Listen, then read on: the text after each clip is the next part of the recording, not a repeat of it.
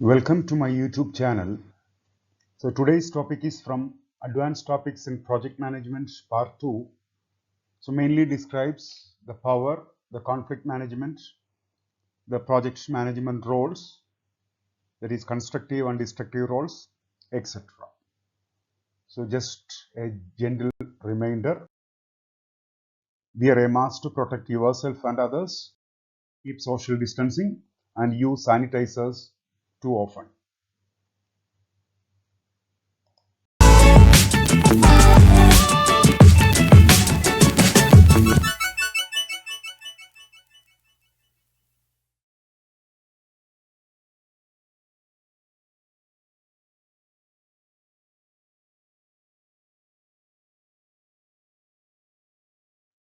So let us start the topic power.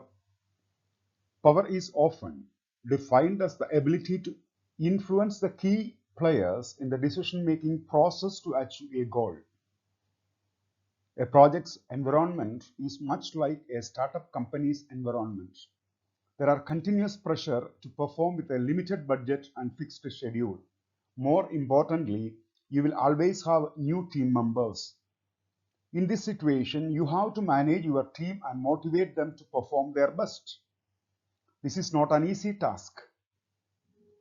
You will have to use your soft and hard skills to push the team members continuously. As a project manager, you can have many powers. The sixth edition of Project Management Body of Knowledge recognizes around 14 power of project manager, like formal or legitimate power, reward power, punishment power, expert power, relational power, informational power, persuasive power, ingredating power, personal power, situational power, pressure-based power, guilt-based power, avoiding power, and referent power. So let us start with the first,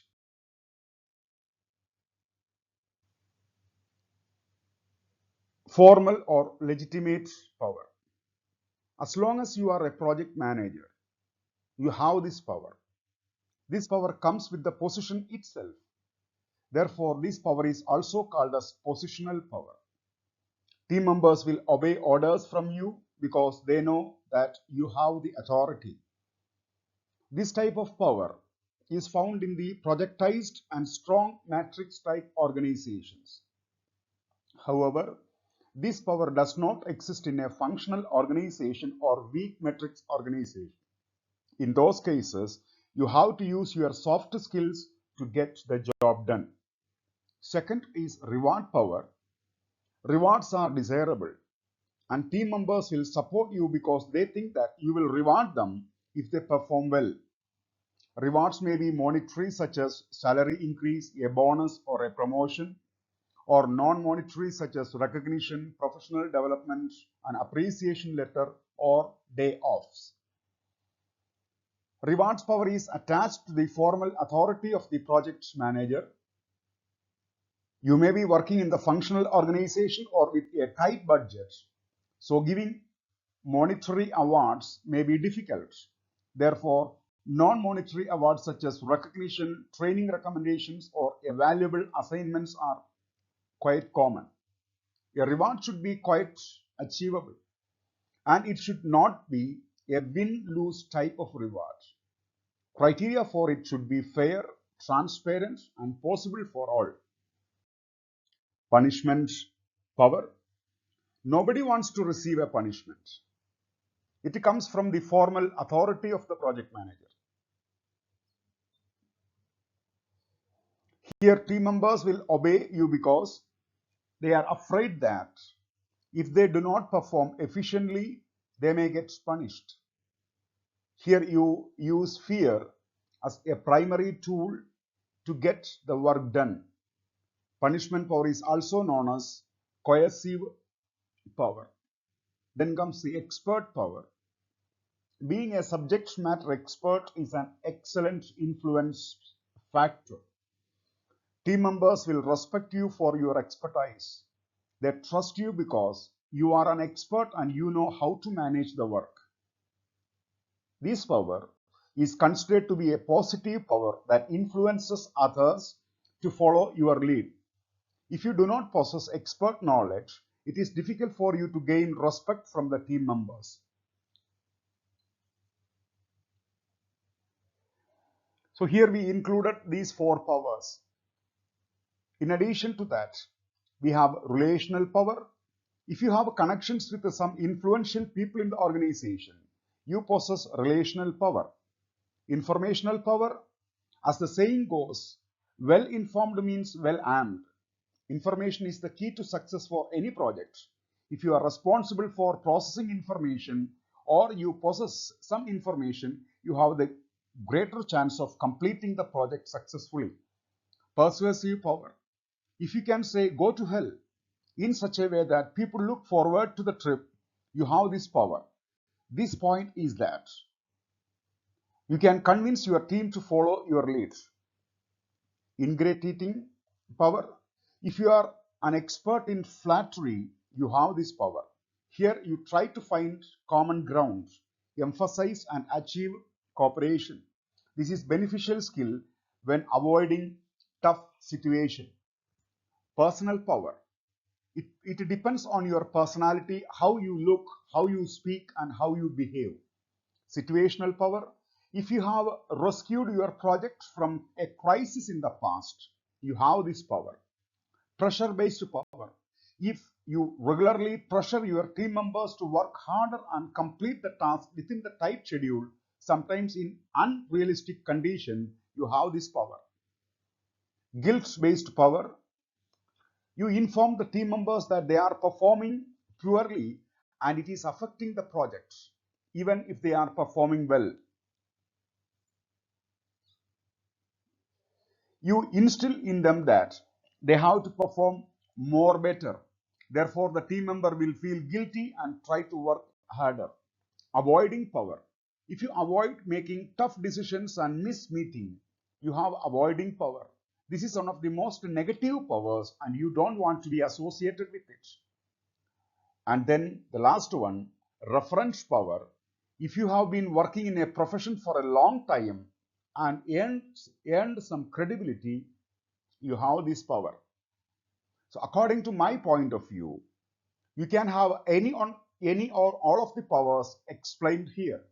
But to complete the project successfully with the minimal hassle, you should have at least three of these powers: formal power, reward power, and expert power. Conflict management within a team environment requires the ability to solve problems, set goals, compromise, settle personality differences, and resolve conflicts.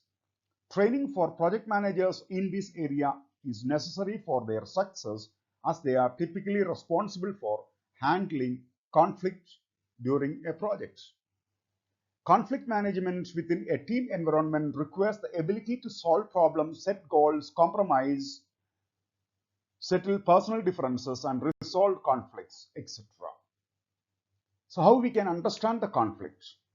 Conflict is a situation of competition in which the parties are aware of the incompatibility of potential future positions and in which each party wishes to occupy a position which is incompatible with the wishes of the other. Benefits. Conflict can be sometimes constructive and healthy for the organization. It can help in developing individuals and improving the organization by building on the individual assets of its members. Conflicts can bring about underlying issues. It can force people to confront possible defects in a solution and choose a better one.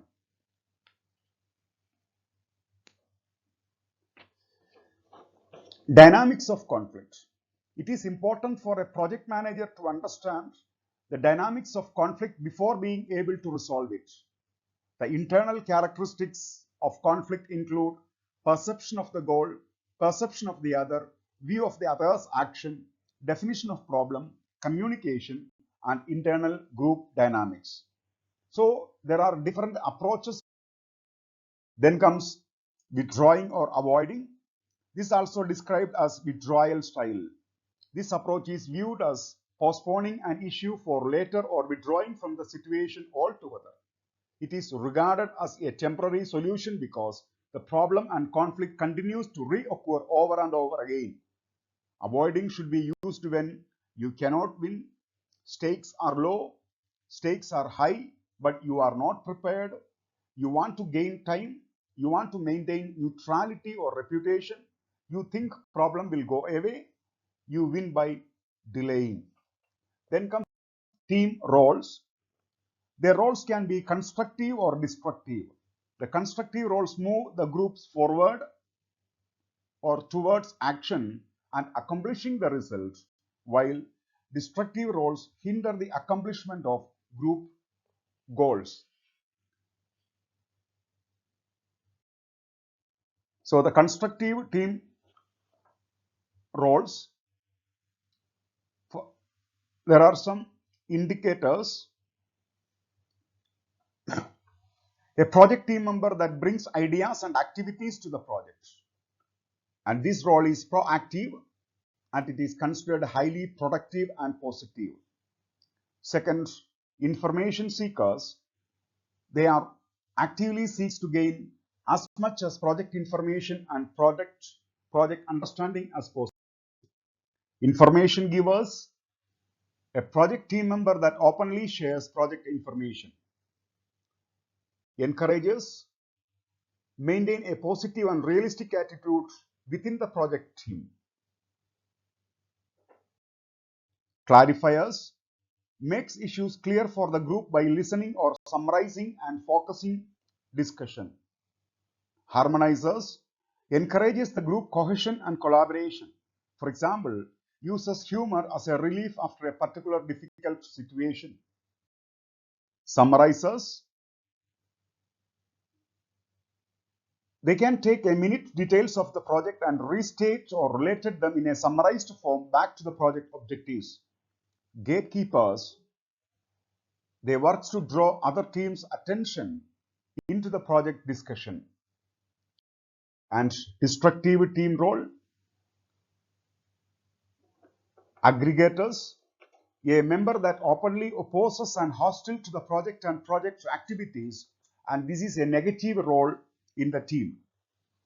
Second, blockers, a member that blocks access to information and looks to disturb the flow of communication. Withdrawers, removes self from discussions or decision making and refuses to participate. Recognition seekers will look at the project to see how it can personally benefit for him or her. Topic jumpers, a member that constantly changes the subject and brings up irrelevant facts. Dominator, take much of meeting time expressing self views and opinions, tries to take control by use of power, time, etc.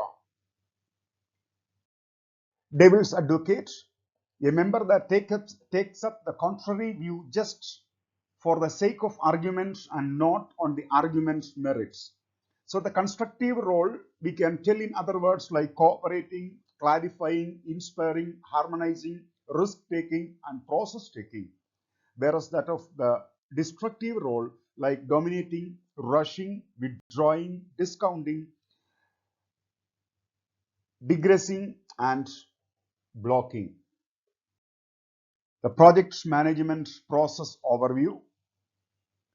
We know that the project management is the application of knowledge, skills, tools, and techniques applied to the project activities in order to meet the project requirements. It's a process that includes planning, putting the project plan into action, and measuring progress and performance.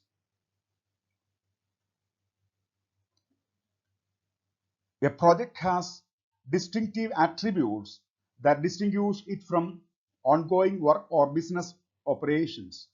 Projects are temporary in nature. They are not an everyday business process and have definitely start date and end dates. This characteristics is important because a large part of the project effort is dedicated to ensuring that the project is completed at the appropriate or appointed time. To do this, schedules are created, showing when tasks should begin and end. Projects can last minutes, hours, days, weeks, months, or years.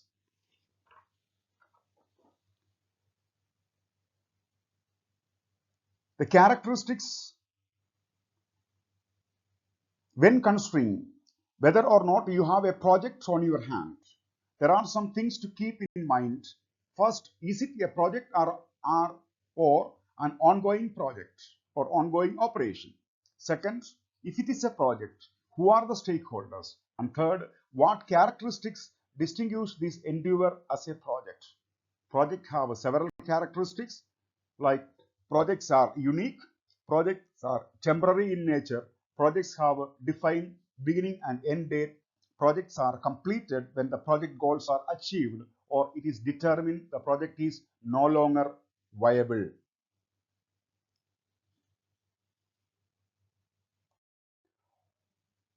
On any project, you will have a number of project constraints that are competing for your attention. They are cost, scope, quality, risk, resources, and time. A project may be successfully managed but not meet the client's or customer expectations.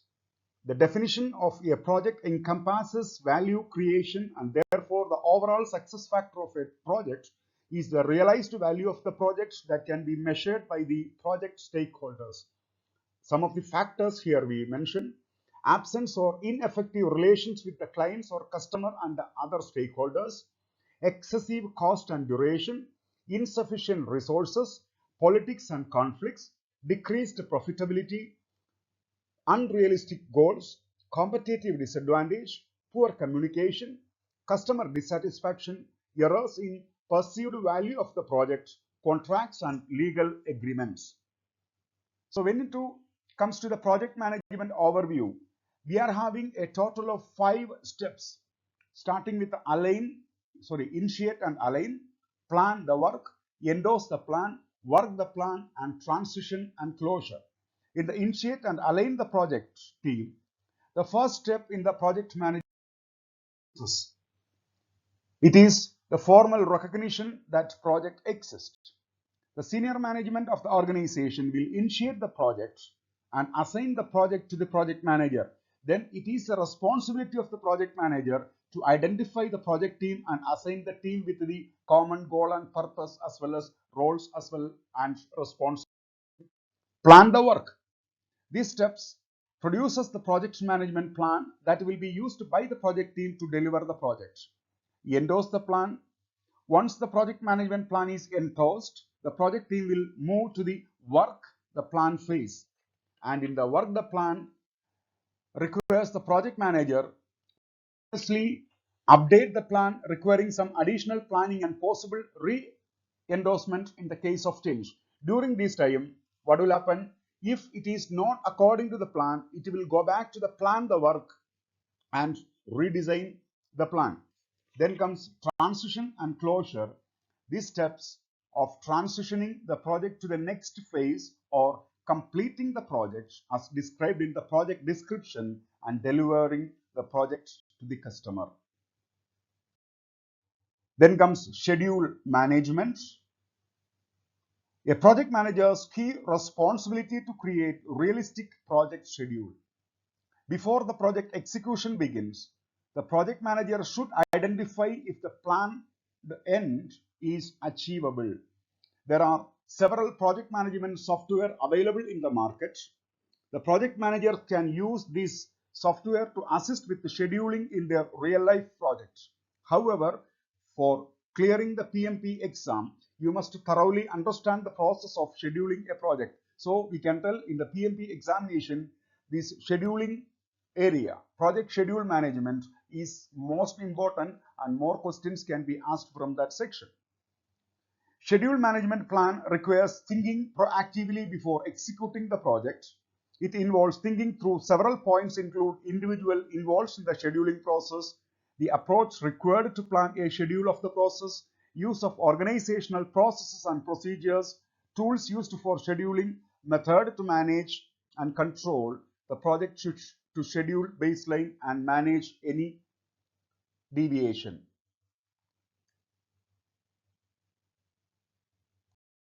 So in the schedule management, the first is work breakdown structure. It is the decomposition, that is hierarchical decomposition of work to be executed by the project team to accomplish the team mission and create the required deliverables. And deliverables, they are the unique and verifiable product or results that must be produced to complete the project, usually the lower level of the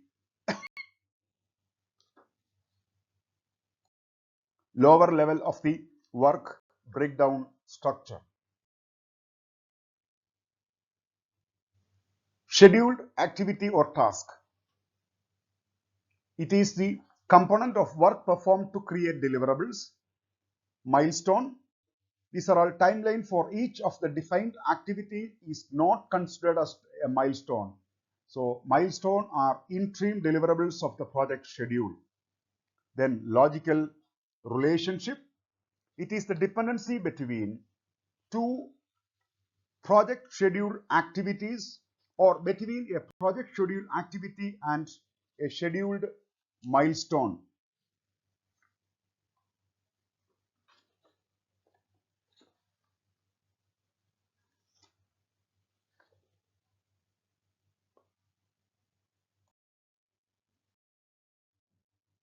So there are four relationships we are having.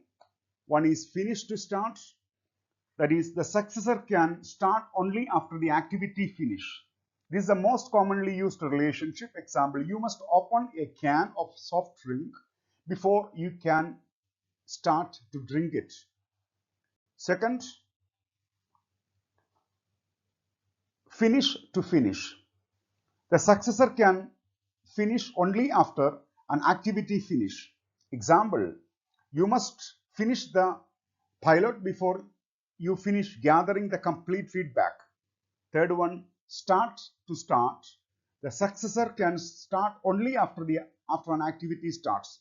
Example, you must start creating a presentation and wait for the 1 week lag in order to have enough slides completed to start the voiceover recording.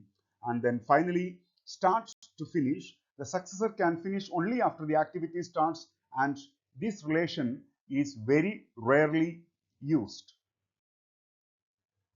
Then comes precedence diagram.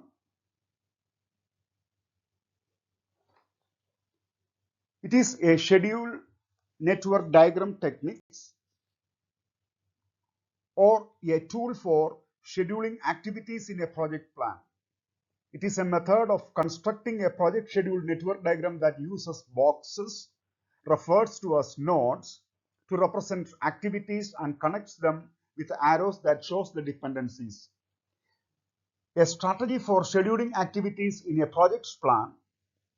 The precedence diagrammatic method or PDM is a strategy for developing a project schedule network diagram that utilizes nodes to represent activities and associates with them with project tiles that illustrate the dependencies. This method is likewise called the activity on node diagram. So for more details, please refer to my quality projects management video lecture notes, which is already uploaded in the site.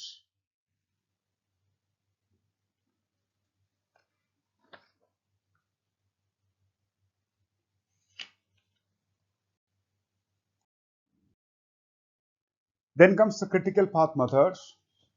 It's a sequence of scheduled activities that determine the duration of the project.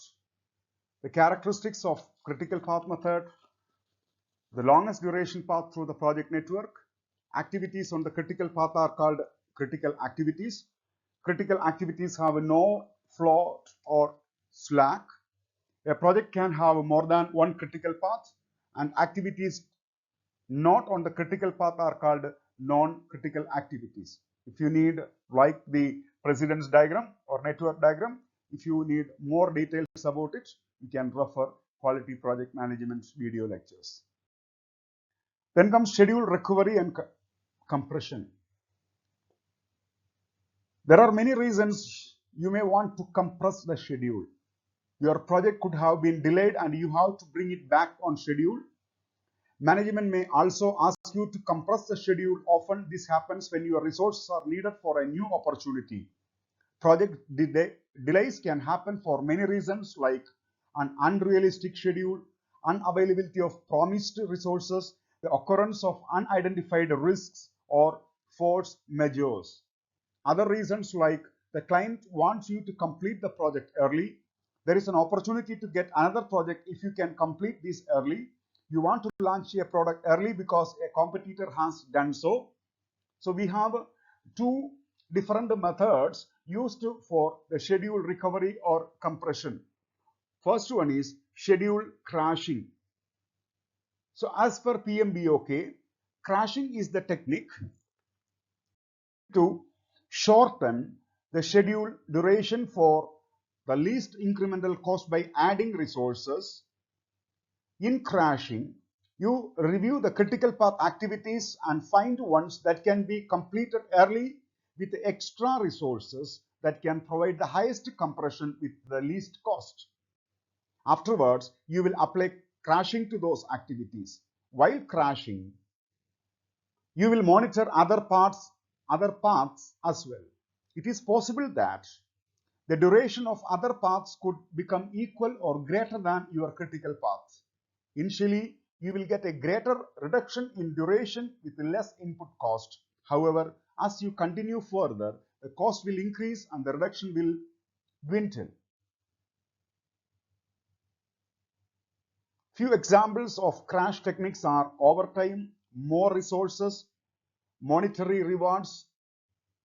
Then, as per the slides, shortening schedule, activity duration, assigning additional resources, working overtime, changing project or resource calendars.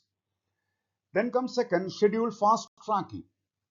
So fast tracking is a schedule compression techniques in which activities on phases normally performed in a sequential manner are done in parallel for at least a portion of their duration. In fast tracking, you review the critical path and list all the vital activities. Then you will analyze which ones can performed partially or fully parallel with the other activities. You will not review the activities on the non-critical path. They have floats. Reducing the duration of those activities will not affect the schedule. It will only give more float to them. You should monitor other parts whose duration are close to the critical path. If any other path become critical, you will reduce the duration of the new critical path. In this case, your current path will no longer be critical. For example, let us say that you are building a school and construction work is about to finish. Afterwards, you start carpentry and electrical works. When you review your progress, you see that you are behind the schedule. You have to move faster to complete the project on time. So what you will do, you will review the carpentry and electrical work activities and see if you can perform them in parallel. Then you can apply fast tracking. In this case, you can start the electrical and carpentry work at the same time. That's all in part 2. Hope you enjoyed the video. If you are having any queries, please write to me to the email ID given in part 1. Please like, share and subscribe to my channel for continuous support. Thank you.